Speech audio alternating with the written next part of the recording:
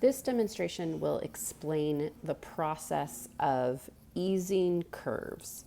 So easing is a technique that we use to slightly stretch one fabric to another and get them to fit together. So oftentimes when we're sewing, we may not be sewing even straight things that appear to just magically fit together, but very often when we're sewing garments, we're going to run into curves. You may run into curves when you're sewing sleeves, princess seams and bodices, gored skirts. There's a whole wide variety of curves that occur in garments, and that's because our bodies are not flat and straight. They have curve and have shape, and to get from one place to another, then curves are necessary. So keep in mind that this is an example of a curved piece fitting to a straight flat piece. And so there are different circumstances where you may have two different curves matching up to each other. And that easing may be slightly different, but the same principles will apply. In beginning construction classes, I teach the messenger bag. And so this replicates the edge that we sew in that messenger bag. It has a curved bottom and is sewn in 3 dimensions. So it has a piece that runs in between the 2 curved sides, and it helps students understand how to deal with curves, how to pin properly, how to sew them properly. So we'll run through that today. So what I've sampled here for you is a curved corner piece that I'm going to fit to this flat rectangle. The main thing to think about is how we pin and get this set up properly. So I'm going to start pinning at either end. And I will say that I pre-measured my pieces. So you may be working with a pattern where those pieces are already measured for you. You want to try this out as a sample. You will have to measure your own pieces in order to get this to fit properly. But what I did was I created that curved piece.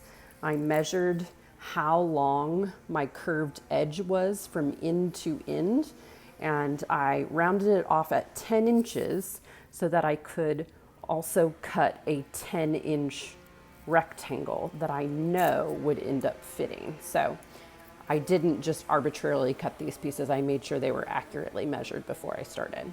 So you notice that I've pinned corner to corner first. So same rules apply to many parts of sewing where we're pinning our ends first and then we're working towards our center. That's the best way to go about this, especially when we're working with easing. Often you will have a slightly longer piece or more fabric on one side than the other. And the goal is to get the things to fit together and to equally distribute that length. So here I'm pinning those ends, and then I'm going to pin what I know is straight and flat. So you can see this here. It is straight until it gets to a certain point and starts to curve. So everything that is straight and flat, I will go ahead and pin. Oftentimes you'll encounter patterns that have notches or markings that help you match up these seams. So it's important to pin your ends, pin your notches in between, and then work on small sections of what is left over, especially in the curved area. This will help you achieve accuracy and not push or pull too much fabric into one part of that seam. So I'm narrowing down the space I have to deal with in this easing process. And again, the easing is the very gentle stretching to get this to fit. And what you'll notice here is that this rectangular piece was cut on the straight, meaning the grain line is running through the piece. It has no natural stretch of its own.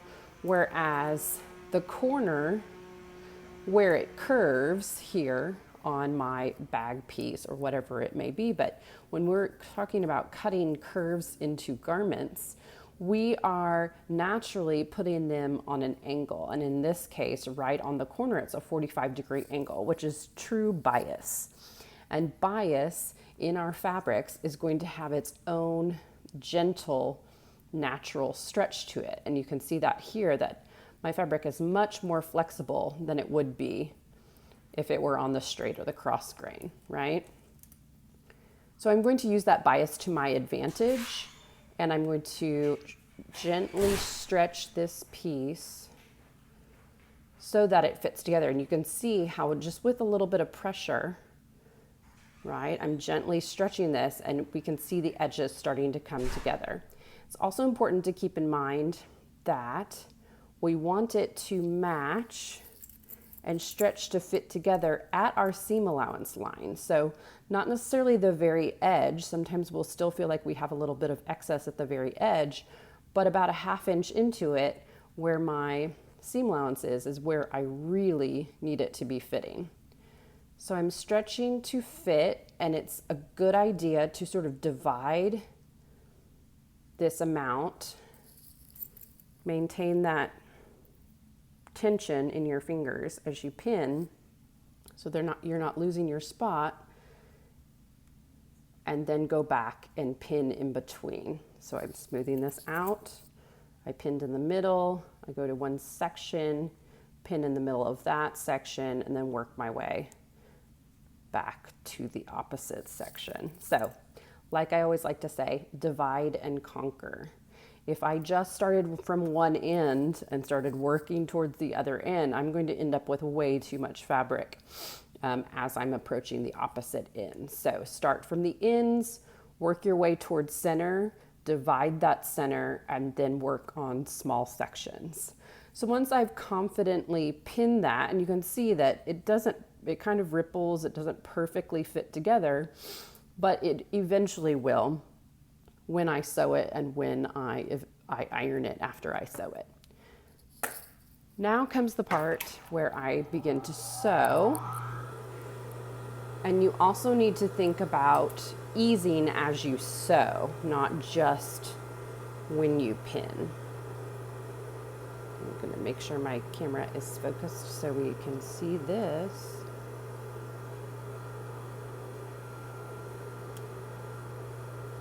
It doesn't want to, of course.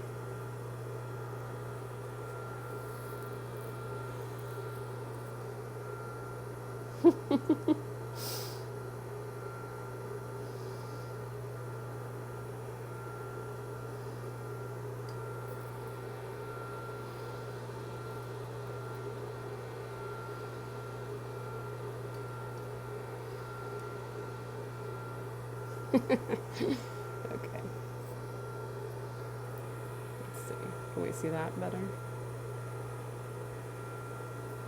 It's to drift. There we go. All right. I've determined already that my seam allowance is 1/2 inch, so that's what I'm going to shoot for as I sew.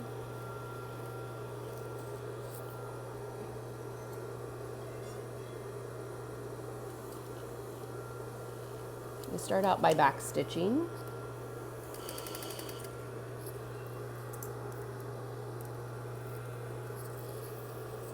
And as I'm sewing the part that is straight, I really won't have any challenges. That's the easy part.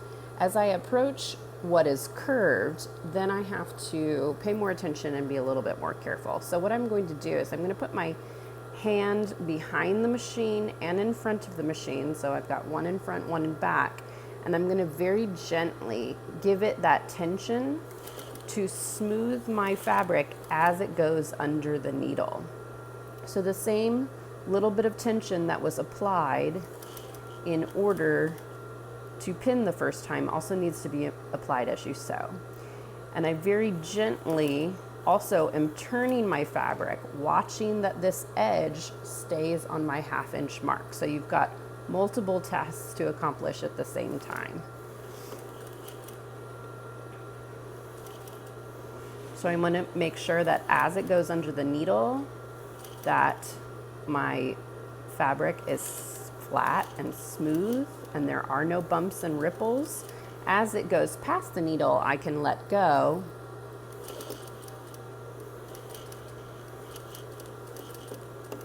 And then all the way to the end, that's straight again. So I'm in the free and clear.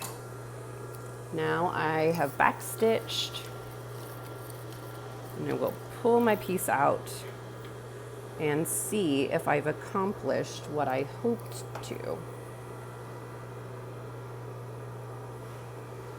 Okay, I'm going to pull my pieces out,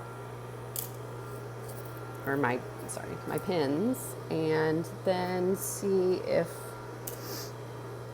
I've eased this well enough. And what should theoretically happen is this will relax and flatten. If you have sewn and made yourself little tucks, bumps, or creases, then you might need to go back and redo it, because we do not want little accidental folds or tucks in that line. We want it to be as smooth as possible. Another way you can help your fabric relax after you've sewn it is to clip your corners. So you don't have to clip what is straight, but as that piece curves, clip up to but not through that stitching line, and you will see almost immediately your fabric relaxes as the tension that's put on that seam allowance can kind of spread apart there. So it's important to always go back to the curves that you sew, whether it's the princess seam in the bodice, your sleeves, whatever it is, and to give it those little clips. Otherwise, it will stay very tense, and when you try it on a body, it will also be hard to try on. It won't lay flat or smooth. So you can see those clips here and how this helps relax the fabric. You also can put it over your pressing ham, and you can press your fabric open with these clips and give it a little bit of steam so the whole piece relaxes. And I'll show you what it looks like from the back side or the front side. So you can see now I've got a nice smooth curve. And if this is the bag piece like I was talking about, this starts to give it a three-dimensional quality, like so.